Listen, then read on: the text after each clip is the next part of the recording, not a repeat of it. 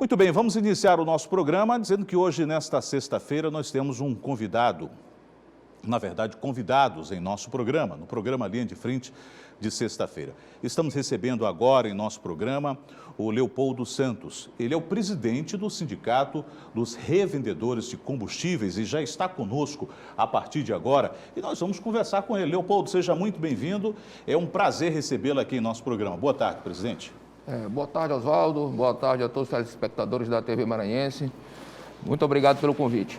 Leopoldo, nós estamos vivendo um momento assim muito diferenciado, vamos dizer assim, diferenciado aqui no estado do Maranhão, em função de uma CPI que foi instalada na Assembleia Legislativa do estado do Maranhão. E essa CPI, parece que a motivação dela ter sido instituída e a questão do preço dos combustíveis aqui no estado do Maranhão.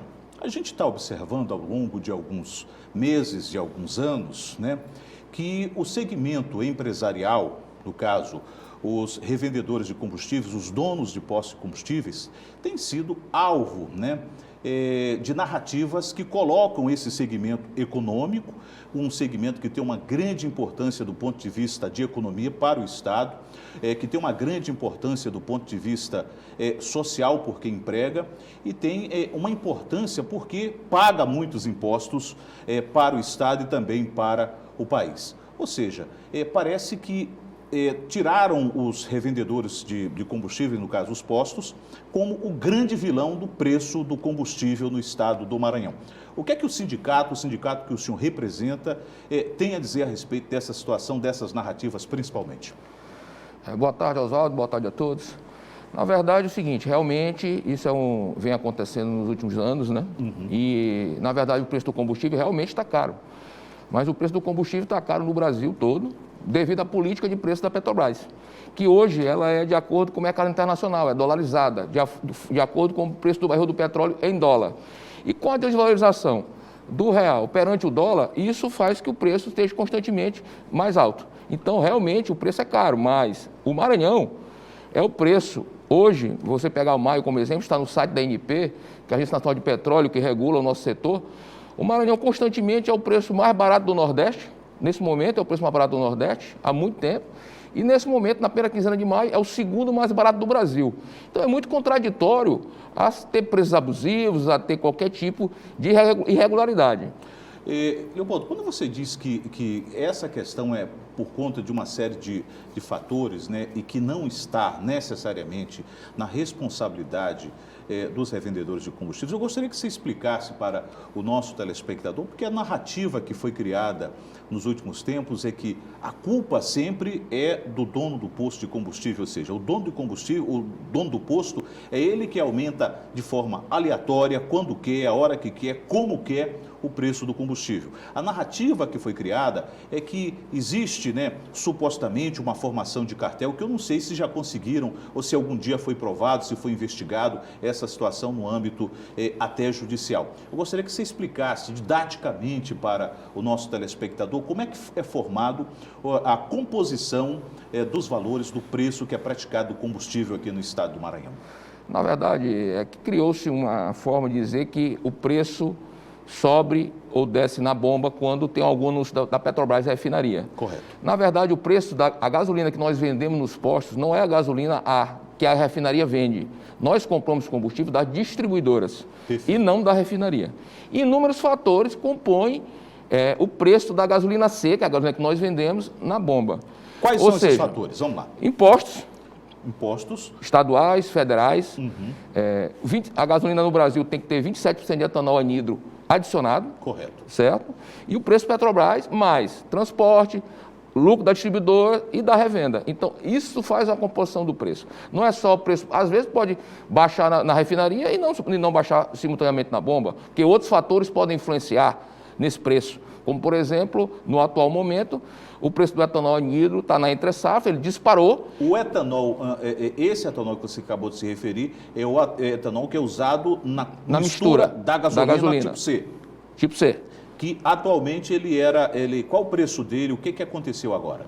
Aconteceu o seguinte, ele tinha uma safra programada para o final de abril, começo de maio, a safra atrasou. E esse preço subiu a demanda, muita demanda e pouco produto. Então esse preço subiu para as distribuidoras, consequentemente, repassam o preço para os postos. Então, assim, esse etanol ele deve normalizar em junho, quando a safra, porque as chuvas atrasaram a safra. Correto. Certo? Outro fator que influenciou no momento, teve a atualização de pauta do preço médio ponderado final, que é de onde é cobrado o ICMS no preço da gasolina. O que é o preço ponderado final? Nos explique, Leopoldo. O preço ponderado final é o preço médio por onde os governos do Estado cobram o ICMS sobre a gasolina, sobre o imposto sobre a gasolina. Há um apanhado de todo o valor da gasolina praticado, no nosso caso, no estado do Maranhão. Isso. E desse valor, ou seja, se o preço em Balsas é um, se o preço em Imperatriz, em Caxias, em Bacabal, Santo Inês, tem preços, claro, diferenciados. Aí, desse valor, o governo tira uma média, é isso? Ele faz uma média do Estado, aí o CONFAZ publica no Diário Oficial, e sempre na quinzena seguinte é cobrado o ICMS sobre esse preço de pauta. O que aconteceu nos últimos tempos? No momento que estava subindo muito, ali por fevereiro, tivemos sete aumentos consecutivos só esse ano de 2021. Correto. O governo ele congelou a pauta por 2 meses e meio. Perfeito. Que, de uma certa forma, ajudou naquele momento, porque se tivesse corrigido quinzenalmente, o preço estaria mais caro hoje. Só que agora, para o dia 16, ele atualizou a pauta. Então, ele atualizou a pauta de 4,86, que estava como referência, para 5,14, aproximadamente, que isso teve um impacto, porque você calcula o imposto sobre essa diferença. Só isso aí, no custo, teve um aumento de 8,5 centavos. Perfeito. Certo? Ô, Leopoldo, hoje o segmento da atividade comercial de postos de combustíveis emprega quantas mil pessoas? Qual é a função social e até econômica no estado do Maranhão, Leopoldo? Oswaldo, nós temos em média aí uns 1.300 a 1.400 postos no estado inteiro. Perfeito. Empregamos em torno de 6 mil empregos diretos. 6 mil pessoas. Diretos no estado inteiro, né? E como importância econômica, nós somos o setor do combustível, é o setor maior arrecadador de ICMS do estado do Maranhão. O maior arrecadador? O maior arrecadador. Em segundo vem energia, telecomunicações, mas o primeiro é combustíveis. Correto. Como é que está? Como é que fica a classe? Como é que fica esses empresários, que vocês são empresários, que pagam impostos para o município, pagam impostos para o Estado e até para a União, quando são colocados como vilões e até a atividade comercial de vocês é criminalizada numa narrativa que criminaliza esse segmento tão importante da economia. Qual é o sentimento em meio ao segmento de postos de combustível, dos proprietários de postos de combustíveis aqui no estado do Maranhão? Na verdade, o sentimento é de revolta, porque, principalmente de 2015 para cá, sempre tem esse estigma de tentar incitar o consumidor contra nós. E nós não somos contra o consumidor. Nós dependemos do consumidor, somos a favor do consumidor. Quanto é que ganha um dono de posto de combustível para cada litro vendido? Aproximadamente quanto? Em percentuais, Leopoldo? Em percentual vai ganhar aí, na última linha, aí 2%, 3% no máximo. A margem do combustível é muito baixa. Hoje um posto que vende só combustível, ele praticamente vive uma situação difícil. Ele tem que ter outras coisas como conveniência, troca de óleo, umas lojas alugadas para que ele possa sobreviver, porque a margem é muito baixa. Hoje, como é que está a questão dos postos que funcionam? Hoje nós temos quantos postos fechados, quantos fecharam nos últimos anos aqui em São Luís, especificamente? Olha, especificamente de 2018, quando nós viramos de 2018 para 2019, nós tínhamos na Grande Ilha aproximadamente uns 35 postos fechados. A maioria desses postos mudaram de dono ou estão alugados para terceiro. Mais de 30% a 40% dos postos não estão na mão dos seus proprietários, porque não conseguiram dar continuidade na sua atividade econômica, devido a essa margem baixa, que a concorrência é muito grande, certo? Muito margem pequena, concorrência muito acirrada. Você pode ver, devido a uma legislação anterior aí, um certo momento liberou-se. Lá atrás tinha várias normas que regulamentavam abrir um posto. 1 quilômetro de um para o outro, perto de hospital, de igreja, de escolas.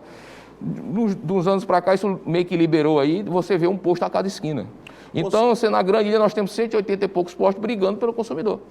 Ou seja, de um outro lado também essa questão do preço que não é acessível para o cidadão, que inclusive você já disse isso, que acha que o preço é alto, isso também inviabiliza a atividade comercial, ou seja, vocês vendem menos. Com certeza.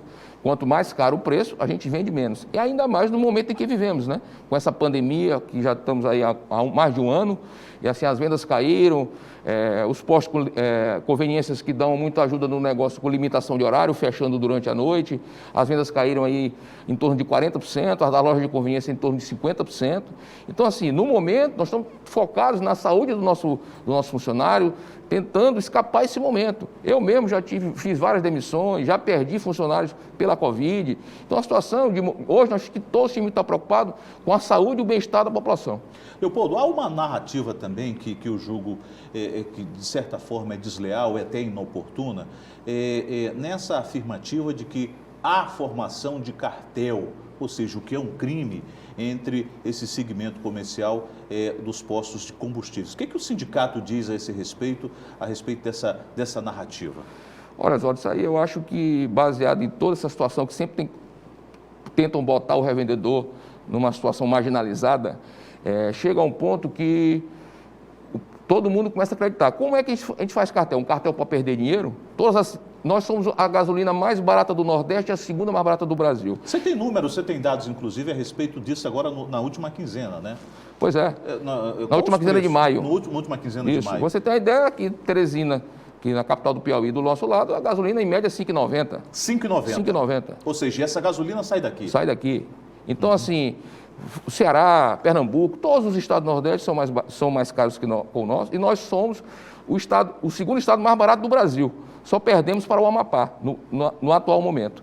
Então, assim, que cartel é esse? Para perder dinheiro? Se a gente tivesse com R$100 na bomba, podia até dizer, pô, o cara está com preço igual, estava combinando, mas cartel para perder dinheiro? A Justiça já fez uma averiguação, já investigou essa situação? Olha, você tem ideia, em 2015 a gente foi acusado, não teve uma ação civil pública e tal, que em 2018 fizemos um acordo e nada ficou provado. Então, assim, ser marginalizado o tempo todo sem prova alguma é muito complicado, né? Você esteve lá na CPI prestando esclarecimentos. O que você acha que vai dar de resultado dessa CPI em relação a essa questão do preço do combustível? Você acha que, da forma que ela está sendo conduzida, ou que está se conduzindo essa CPI, vai servir para chegar a algum ponto que possa realmente causar algum efeito no valor do combustível aqui no estado do Maranhão, Leopoldo? Olha, Oswaldo, como eu falei no começo da entrevista, o problema do preço da gasolina no Brasil hoje é essa política da Petrobras. Eu só vejo uma forma desse preço, não no Maranhão, no Brasil. No Brasil, da forma geral. Ele tem alguma alteração. Porque hoje existe um monopólio no refino. A Petrobras monopoliza o refino. Ou seja, é só a Petrobras que faz o refino. É só a Petrobras que faz. Então, ela controla o mercado baseado, monopólio total, ao mercado internacional. Ou seja, o preço do litro refinado, do barril, no caso, refinado pela Petrobras, acompanha a política de preço internacional. Política de mercado para valorizar a empresa, né? Perfeito. Então, assim, você vê essas empresas batem recorde de lucro trimestre a trimestre. Então, assim, o que com a desvalorização do real frente ao dólar. Frente ao dólar, e aí fica o poder de compra do brasileiro cada vez menor, a pandemia. Então, realmente é muito caro. O consumidor sofre muito com isso e nós também. Porque se nós vendêssemos mais barato, a gente ia vender muito mais. Era melhor para toda a cadeia. Se vendesse a R$2, vendia era uma maravilha, né? Vendia do dobro, o triplo. A venda só cai.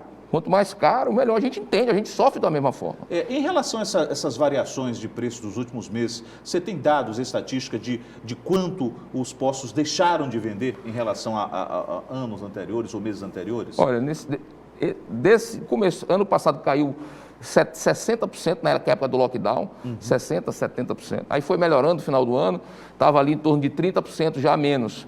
Só que teve a segunda onda, voltou a quase 50% de perca de venda novamente.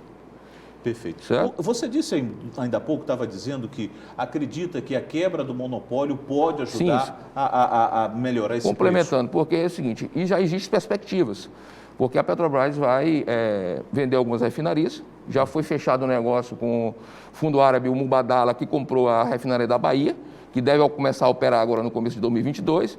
O Grupo UTA, que é o mesmo grupo dos donos da Ipiranga, está comprando a do Sul, do Rio Grande do Sul. Isso, elas funcionando, vão concorrer nesse mercado de refino junto com a Petrobras. Então, isso tende a mudar o mercado. Outro assunto é uma reforma tributária.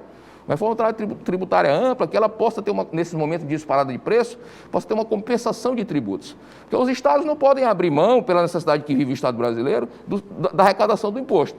Então, assim, que busque uma forma de ter um mesmo ICMS para todos os estados, uma forma que, nesse momento, que os estados não percam, mas que a gente consiga chamar uma compensação de tributária. Estados, né? E complementando a isso, acho que são 3 pilares que podem mudar o mercado no Brasil, é o combate ao mercado irregular, sonegação, produtos adulterados, enfim. Eu acho que isso aí pode melhorar a situação do mercado no Brasil como um todo. Leopoldo, você acredita também que a questão do álcool, essa questão onde inclusive o presidente Bolsonaro sugeriu que o álcool poderia ser vendido direto lá do produtor para o posto, isso também poderia ajudar na redução ou nessa questão da mistura do álcool que é adicionado à gasolina, poderia ter uma melhora? Poderia sim, mas assim, porque hoje são vendidos pelas distribuidoras. Perfeito. Certo? Então, se eles ajeitarem a tributação para que o imposto seja recolhido de forma correta e evite a sonegação, porque esse mercado do etanol ele tem muita sonegação. Então, assim, isso aí pode ser interessante nas cidades que existem usina, certo? Perfeito. Pernambuco, Alagoas, Rio de Janeiro, mas cidades que não tem, que o dono do posto ir buscar na usina não vai compensar, porque ele não tem a logística e não vai conseguir o preço que as distribuidoras conseguem. Leopoldo, você como também proprietário de posto de combustível, eu gostaria que você contasse agora, especificasse, detalhasse agora para o nosso telespectador, como é que é formado os itens, né, os entes que acabam tendo seus percentuais dentro da formação, da composição do preço do combustível, especificamente da gasolina, aqui no estado do Maranhão.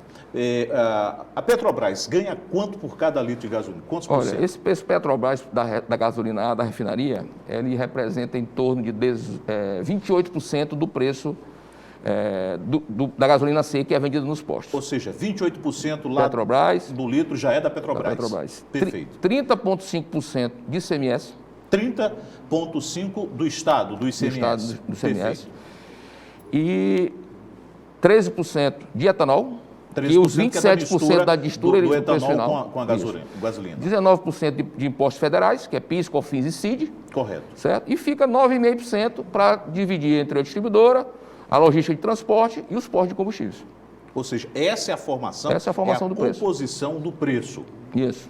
Você acredita que possa haver com essa CPI medidas conciliatórias com relação a esses embates que se trava nesse momento com relação ao preço do combustível aqui no estado do Maranhão?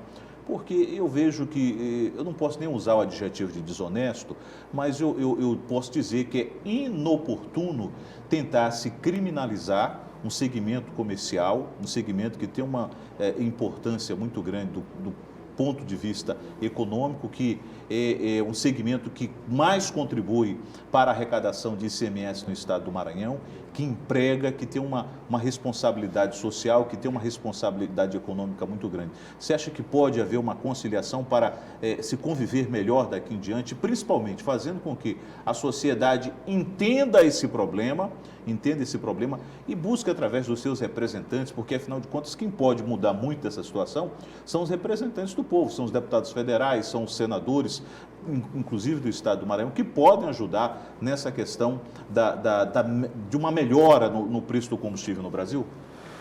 Olha, Oswaldo, se a CPI ela juntasse todos os elos da cadeia, eu digo, governo estadual, federal, né?